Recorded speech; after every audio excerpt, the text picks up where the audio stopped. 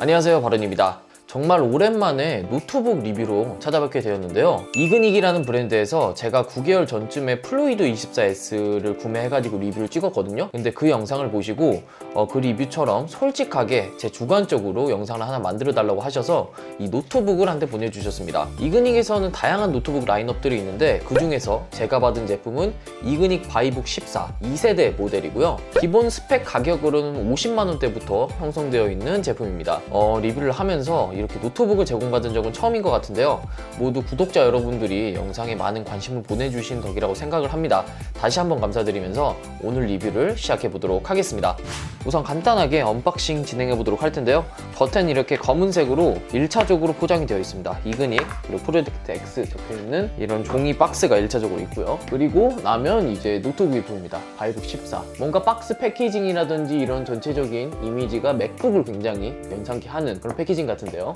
뒤쪽도 그렇고 굉장히 심플하게 생겼습니다. 원래는 봉인실이 붙어 있는데 저도 사용을 해봤기 때문에 다 뜯어져 있고요. 이렇게 제품을 열게 되면 왼쪽에는 노트북, 오른쪽에는 이제 구성품 충전기 들어있겠죠. 충전기 들어있는 게 있고 노트북이 이런 식으로 포장이 되어 있는데 이그닉에서 제품을 보내주실 때 박스 포장은 굉장히 튼튼하게 되어 있어요. 하지만 제품 자체적인 이 박스 안에의 포장 같은 경우에는 좀 부실하다고 볼 수 있어요. 왜냐면 아무리 50만원짜리 노트북이긴 하지만 양쪽에 이런 스트리폰만으로는 좀 부족하지 않나, 좀 허술하게 포장되어 있는 편이 아닌가라는 생각이 들어서 이 포장 방식은 살짝 아쉬운 것 같습니다. 전체적으로 검은 천이 이렇게 씌워져 있는데 이건 기스를 방지하는 것 같아요. 이렇게 본체가 들어있고요. 그리고 이렇게 사용 설명서가 적혀 있는데 이 모델 같은 경우에는 이제 프리도스 모델이에요. 그래서 따로 윈도우를 설치해 주셔야 됩니다. 자, 충전기를 살펴보자면 충전기는 이런 식으로 USB-C 타입과 USB를 전부 다 지원합니다. 이 기본적으로 제공되는 케이블 같은 경우에는 양쪽이 단자가 USB-C 타입이에요. 그래서 이걸 끼워가지고 노트북에 있는 USB-C 타입에 장착을 해서 사용하시면 될 것 같고요. 이 USB는 왜 있는지 모르겠는데 아무래도 일반적인 USB 단자에 끝에 이렇게 USB-C 타입 달린 그런 케이블을 사용하면 또 충전할 수 있지 않을까라는 생각이 듭니다. 혹시 노트북을 충전하면서 뭐 다른 것도 충전하고 싶다, 휴대폰도 충전하고 싶다 그러신 분들은 여기다가 휴대폰 충전 케이블 꽂아서 휴대폰도 충전하면 되겠죠. 전체적으로 무겁지 않고요. 괜찮게 만들어진 그런 충전기 같습니다. 자세한 출력이라든지 그런 부분들은 이 사이드 부분에 적혀 있고요. 구성품은 이 정도 살펴보기로 하고 바로 한번 노트북을 살펴보도록 하겠습니다. 전체적으로 외관은 알루미늄으로 만들어져 있어요. 항공기를 만드는 그런 알루미늄을 사용했다고 하는데 아무튼 그렇고요. 이 오른쪽을 보시면 이그닉 로고가 있는데 이거 같은 경우는 실제로 봤을 때 잘 보이지도 않고 크게 거슬리지 않는 포인트를 해줄 수 있는 그런 부분이라고 생각이 들고요. 앞면은 뭐 별거 없죠. 뒷면을 한번 살펴보도록 하겠습니다. 뒷면 같은 경우에도 뭐 별거 없습니다. 이렇게 높이 조절할 수 있는 미끄럼 방지 범폰이 있어요. 이 밑에 쪽보다 위에 쪽이 높기 때문에 자연스럽게 경사가 만들어지고요. 이쪽에는 바이북 14 프로젝트 X 적혀 있고 이쪽을 보시면 힌지가 있는데 이 부분은 플라스틱으로 되어 있어요. 아무래도 50만원짜리 노트북에 플라스틱 힌지 어쩔 수 없는 부분이겠죠. 이번에는 단자를 살펴보도록 하겠습니다. USB 포트 2개 있고요. 이쪽에는 마이크로 SD가 들어갈 것으로 보이고 그 반대쪽을 보시면 요즘 유행하는 USB-C 타입 2개 달려 있고요. 그리고 이어폰 잭도 달려 있습니다. 딱 제품을 열자마자 느낀 것이 진짜 맥북을 엄청 닮았다예요. 전체적인 외관이라든지 뭐 힌지 디자인 그리고 이쪽 여는 부분까지 해가지고 맥북 에어 혹은 프로 구형 프로를 연상케 하는 그런 디자인을 하고 있는데 아무튼 맥북의 디자인을 좋아하시는 분들이었다면 굉장히 좋은 그런 디자인이라고 생각이 들고요. 그럼 바로 한번 열어보도록 하겠습니다. 자, 이렇게 또 안쪽을 보니까 맥북을 닮은 것이 아니라 삼성의 올레이즈북을 닮았어요. 이 키보드라든지 이 숫자 패드라든지 전체적인 다이아몬드 커팅이라든지 올레이즈북을 연상케 하는 디자인이다. 그래서 외관은 애플, 안쪽은 삼성.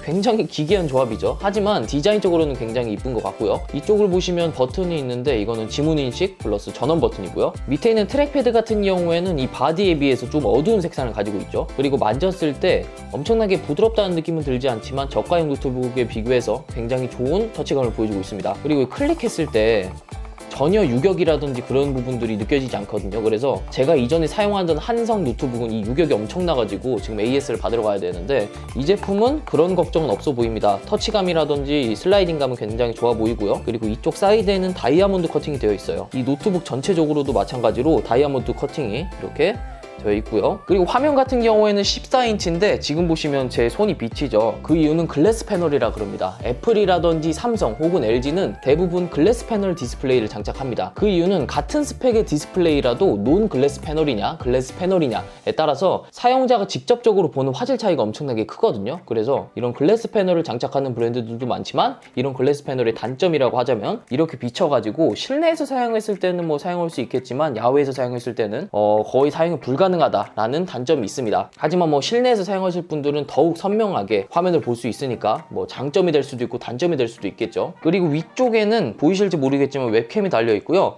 이 모델은 180도 정확하게 넘어갑니다. 제가 평소에 사용하던 한성 같은 경우에는 그게 안 돼요. 그래가지고 살짝 불편함이 있는데 이 정도 넘어가거든요. 완전히 펼치려는 분들에게 굉장히 유용한 노트북일 것 같습니다. 그리고 모니터를 접었다 폈다, 노트북을 접었다 펼다 하는 느낌도 굉장히 중요하잖아요. 이 한성 노트북 같은 경우에도 나쁘진 않아요. 하지만 얘 같은 경우에는 고가형 노트북에서 느낄 수 있는 뭔가 힘을 살짝 들여도 쑥 넘어가는 그런 힌지 퀄리티를 보여주고 있습니다. 그래서 힌지 상태는 굉장히 좋은 것 같아요. 이렇게 쑥 넘어가기도 하고 올라올 때도 잘 넘어가고, 그래서 무게 배분이 굉장히 잘 된 노트북이 아닌가라는 생각이 들고요. 한 손으로 열 수 있냐라고 물어보신다면 이게 열리긴 합니다. 그렇지만은 뭐 맥북이라든지 그램처럼 완벽하게 한 손으로 쫙 열리진 않는다는 점. 제가 사용하던 한성 같은 경우에도 뭐 어떻게 하면 열리긴 해요. 근데 얘가 조금 더 안정적으로 한 손으로 열린다라고 생각하시면 될 것 같아요. 열리긴 하죠.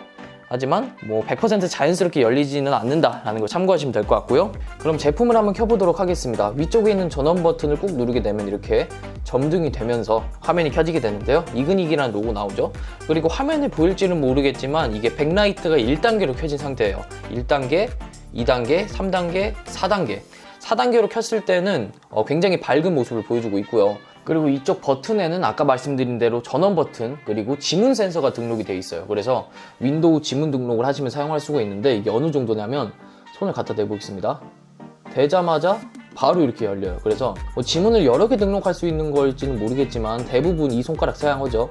검지 손가락을 이용해서 잠금을 풀기 때문에 이 인식률은 굉장히 높다. 뭐 삼성이라든지 뭐 LG 그런 거랑 비교해도 전혀 밀리지 않는다라고 판단하시면 될 것 같고, 이렇게 윈도우를 세팅하고 처음 화면을 켰을 때 이런 뭔가 환공포증을 유발하는 듯한 배경화면이 있습니다. 이 화면 같은 경우에는 아까 박스 패키징에서도 보셨다시피 이그닉의 기본 배경화면인 것 같고요. 이 디스플레이에 대해서 조금 더 소개를 드리자면 우선은 14인치 플루이드 디스플레이이고요. 풀 HD를 지원하고 이렇게 밝기는 300니트까지 지원을 합니다.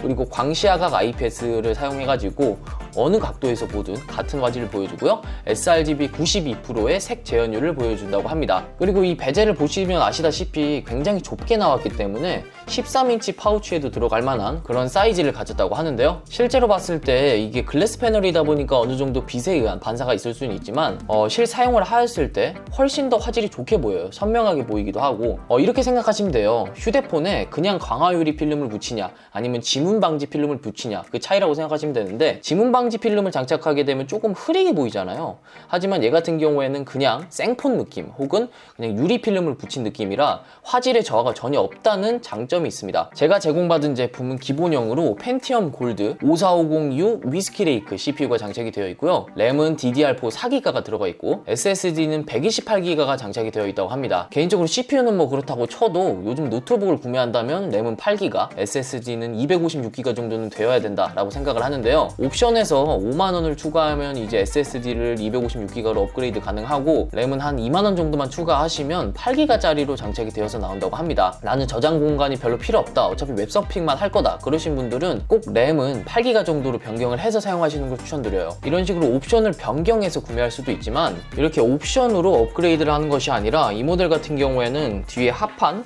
나사를 전부 분리하게 되면 램 포트 2개, M.2 SSD 포트 2개 이렇게 사용자가 알아서 램이나 SSD를 추가할 수가 있어요. 그래서 여러분들도 나사를 풀어서 장착을 하셔도 되겠지만 제가 분해를 해보면서 느낀 것인데 이 나사가 일반적인 십자 나사가 아닙니다. 별 모양 같이 생긴 육각 너트인데 이에 맞는 드라이버라든지 육각 드라이버를 찾을 수가 없었습니다. 그래서 한 개는 빼긴 했는데 저 나머지를 전부 다 조립할 수는 없겠더라고요. 그래서 웬만하면 옵션으로 변경을 해서 구매하시는 걸 추천드리고요. 호환되는 육각 드라이버를 구성품으로 제공을 해줬으면 더욱 좋지 않았을까라는 생각이 듭니다. 저 같은 경우에는 다 고장날 것 같아가지고 그냥 멈춰두도록 하고요. 이렇게 4기가짜리 램을 장착하는 장면을 보여드렸었는데 그러지 못해서 일단 죄송하다는 말씀드리고요.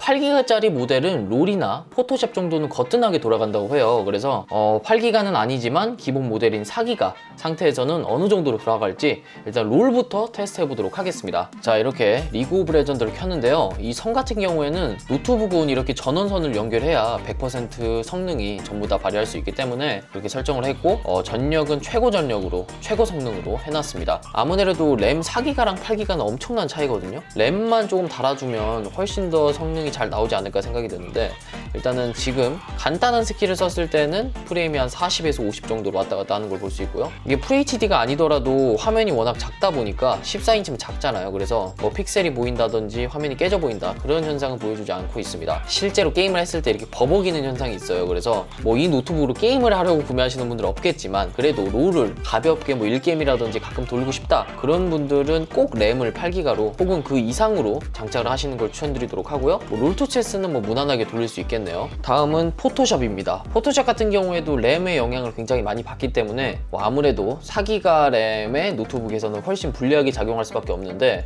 일단은 누기 따능을 한번 해보도록 할게요. 간단한 포토샵 정도는 돌아간다 했으니까 일단은 사진을 한 장 불러보도록 할게요. 지금 끌어놓은 상태이고요. 이렇게 봤을 때 끌어놨을 때 로딩이 굉장히 오래 걸립니다. 아무래도 램이라든지 이런 부분들이 과부하가 걸리는 것 같은데 아무래도 저전력 CPU이기 때문에 이런 거를 견뎌내기는 뭐 원활하지 않은 것 같은데 이 아이스크림은 굉장히 빨리 되네요. 눕기를 한번 따보도록 하겠습니다. 포토샵 2020 같은 경우에는 이렇게 드래그만 하면 개체를 선택해 주는데 얼마나 오래 걸릴까요? 이런 식으로 제 컴퓨터에서도 어느 정도 좀 시간이 걸리긴 하는데 지금 이렇게 노트북에서 첫 로딩 시간 외에는 뭐 이런 간단한 눕기 따가지고 뭐 이렇게 사진을 붙여 넣는다든지 이런 작업은 무난하게 되는 것 같아요. 이런 거는 뭐 무난하게 작동되는 것 같네요. 하지만 고성능의 뭐 3D 작업이라든지 이런 작업은 하려고 하시면 안 됩니다. 무조건 그런 용도로 만들어진 노트북이 아니기 때문에 간단하게 뭐 이런 작업들 있잖아요. 간단한 썸네일을 만든다든지 눕기를 딴다든지 이런 작업에만 적합해 보이고 아무래도 뭐 롤이라든지 포토샵 혹은 뭐 영상 편집을 하고 싶은 분들은 이 모델이 아니라 훨씬 더 스펙이 업그레이드된 모델을 선택하는 게 좋아 보이고요. 그래도 나는 가볍게라도 좀 해보고 싶다 그러신 분들은 꼭 램 8기가 이상으로 장착하시길 바라겠습니다. CPU나 램을 많이 잡아먹는 이런 작업을 하게 되면 이 밑에 부분까지 조금 미지근한 현상이 있습니다. 위쪽을 만지게 되면 여타 노트북과 마찬가지로 좀 뜨겁고 키보드 부분도 살짝 뜨거우면서도 이쪽은 살짝 미지근한 느낌이 들어요. 이 위쪽 부분이라든지 옆에 통풍구가 있긴 한데 실제로 들어보면 롤이라든지 포토샵을 하더라도 팬이 그렇게 심하게 돌지 않거든요. 그래서 이 제품은 그렇게 쿨링에 대해서 신경을 별로 안 썼을 거예요. 왜냐하면 저전력 CPU 뭐 펜티엄 골드이기도 하고 그런 고성능을 노리고 나온 제품이 아니기 때문에 팬 소음은 확실히 적긴 하지만 그에 따른 발열이라든지 그런 점도 좀 있다는 점 참고하시면 될 것 같습니다. 하지만 실제로 사용을 했을 때 문서 작업이라든지 뭐 웹서핑 할 때에는 당연히 팬 소음도 없고 발열 같은 경우에도 준수해 보이고요. 고성능 작업을 했을 때에만 좀 이 위쪽이 뜨겁게 느껴진다 라는 거 참고하시면 될 것 같아요. 그리고 키보드도 한번 살펴보고 넘어가도록 해야겠죠. 일단은 레이아웃 같은 경우에는 숫자 패드가 없습니다. 아무래도 14인치 모델이기 때문에 숫자 패드는 없고 이 방향키도 이렇게 위 아래 키가 좀 쪼개진 모습을 보여주고 있고요. 특이한 게 ESC가 이렇게 길어요. 좀 긴 모습을 보여주고 있고 LED는 이렇게 지금 4단계로 켜둔 상태에서는 굉장히 밝게 나오고요. 캡스락은 이렇게 따로 키 옆에 LED가 들어오고 있습니다. 이렇게 타이핑을 했을 때 이 스테빌이 적용된 이렇게 키가 좀 긴 키들 있잖아요. 이런 거는 윤활이 돼서 그런지 모르겠지만 살짝 뻑뻑하다든지 좀 반발력이 좀 약한 모습을 보여주고 있긴 하지만 그래도 사용하지 못할 정도는 아닌 것 같고요. 일반적인 키를 타이핑했을 때에는 좀 키압이 높게 느껴진다 혹은 쫀득거린다 라고 표현할 수 있을 것 같아요. 실제로 눌러봤을 때 스트로크가 엄청나게 긴 건 아니지만은 반발력이 엄청 센 편이에요. 그래서 눌렀을 때 좀 오독오독한 그런 반발력이 강한 키감을 보여주는 것 같고요. 노트북에 흔히 사용되는 펜타그래프 그 키감이기 때문에 뭐 크게 기대하지 않으시는 게 좋을 것 같습니다. 자, 마지막으로 소개해드릴 부분은 배터리입니다. 일단은 23.1W시 그리고 3000mAh의 배터리를 가졌는데요. 이렇게 스펙으로 보면 굉장히 적은 거예요. 비교하자면 뭐 요즘 휴대폰보다도 배터리 용량이 작다 이렇게 말씀드릴 수 있는데, 공식 홈페이지에서 적힌 대로는 최대 8시간, 평균 4-5시간 정도 사용이 가능하다고 합니다. 저는 노트북 광량을 최대로 두고 사용을 하거든요. 그렇게 사용했을 때 어느 정도 전력 관리도 하고 사용을 한다면 한 3시간 정도, 4시간 정도가 마지노선이 아닐까라는 생각이 드는데요. 요즘 나오는 노트북들에 비하여 상대적으로 엄청나게 작은 용량의 배터리이긴 하지만 이 펜티엄 골드 자체가 워낙 저전력 CPU이기 때문에 꽤나 오래 버텨주는 듯합니다. 하지만 그런 단점을 보완할 수 있는 게 이 제품은 이제 USB-C 타입 이 단자를 통하여 보조 배터리 PD 충전이라든지 휴대폰 충전기라도 충전이 가능하다고 하니까 그 점을 이용하면 꽤 오래 사용할 수 있을 것 같고요. 그리고 배터리 용량이 작은 이유가 무게도 한몫을 한다고 생각을 해요. 14인치 노트북이긴 하지만 무게가 1.34kg로 50만원짜리 노트북 치고는 굉장히 가볍게 설계가 된 모델이거든요. 그래서 배터리는 조금 작지만 비슷한 가격대를 가진 여타 다른 노트북들보다 훨씬 가벼운 무게를 가지고 있는 것이 또 장점이 될 수도 있겠네요. 이렇게 오늘은 이그닉에서 보내주신 바이북 14 2세대 모델을 제가 솔직하게 리뷰를 해보았습니다. 솔직히 말해서 단순 메인 스펙만 따진다면 50만원으로 이 모델보다 훨씬 좋은 스펙의 노트북을 구매가 가능합니다. 50만원으로 최대 효율, 가격 대비 최고 스펙을 원하시는 분들에게는 맞지 않은 제품이 되겠습니다. 하지만 이 50만원대의 노트북을 구매하는 사람들은 대부분 게임이나 영상 편집을 위한 것이 아니라 가벼운 문서 작업을 하거나 이제 세컨드 노트북으로 사용하려고 구매하는 분들이 많을 거예요. 그런 용도에서 성능을 비교한다면 큰 차이가 느껴지지 않을 것입니다. 또한 다른 모델들에 비해서 무게도 굉장히 가벼운 편이고 PD 충전을 지원하기 때문에 데일리 노트북으로는 장점인 부분이 되겠죠. 여타 50만원짜리 다른 노트북들을 살펴보면 조금 싸구려 티가 나는 재질이나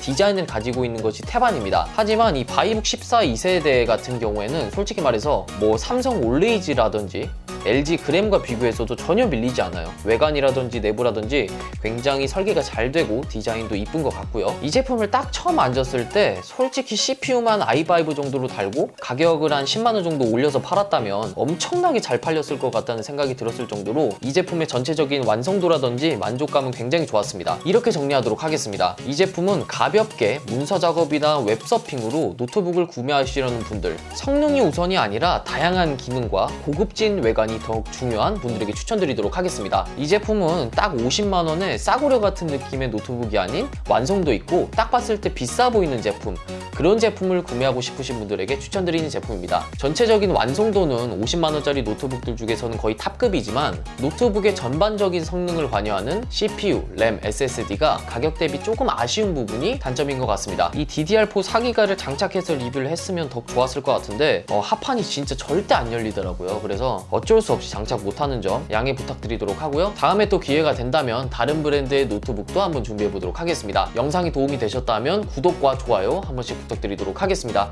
감사합니다.